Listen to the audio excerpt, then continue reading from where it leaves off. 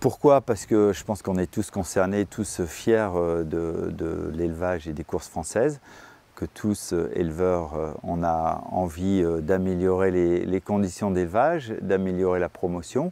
On est fiers de notre pays et c'est une évidence qu'il faut tous se regrouper pour essayer de s'entraider. J'étais au début surtout accaparé par l'entreprise dont je m'occupe ici.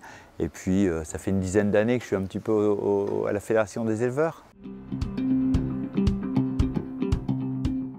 Je trouve que depuis pas mal de temps, l'élevage français est super dynamique.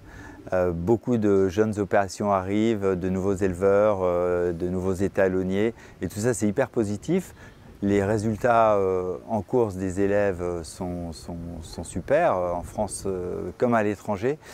Et je pense qu'il faut revoir en urgence le système des suffixes, puisqu'on se fait un peu voler nos victoires par ce système des suffixes qui ne relate pas de la réalité de l'élevage. Un cheval qui est né en Irlande, par exemple, ou en Angleterre, parce que sa mère est allée à la saillie, mais il sera resté uniquement quelques semaines, et ce poulain aura été élevé en France, il aura toute sa vie un suffixe irlandais ou anglais.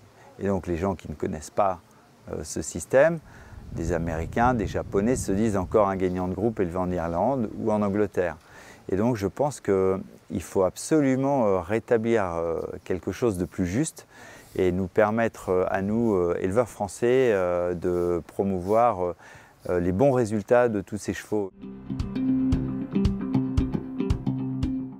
Je vois en Irlande, ils organisent tous les ans des symposiums où des gens viennent parler, présenter la réalité du marché, présenter des techniques d'élevage, des techniques de préparation aux ventes, voilà, des choses qui sont des choses très concrètes et qui peuvent permettre à des nouveaux éleveurs, des nouveaux arrivants, d'éviter des erreurs soit techniques, soit commerciales trop importantes.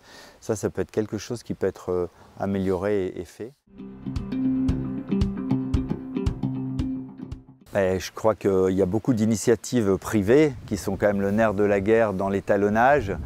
Il y a beaucoup de haras qui consacrent beaucoup d'énergie et de moyens financiers. Et donc il faut essayer de les accompagner, peut-être aider des éleveurs qui auraient besoin de financement pour prendre des participations dans des étalons, peut-être réfléchir à accompagner les haras qui ont besoin de financement pour acheter des jeunes reproducteurs.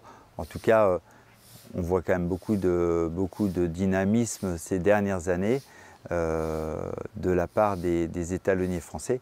Bien sûr, on en a besoin de préparer l'avenir, l'après-Siouni, mais voilà, je constate le dynamisme des étalonniers français. Je pense que ça passe par effectivement le regroupement, peut-être la facilité de financement, soit des étalons en eux-mêmes, soit des parts d'étalons pour des éleveurs, parce que d'avoir des éleveurs porteurs de parts, c'est quand même une garantie supplémentaire de succès pour un étalon.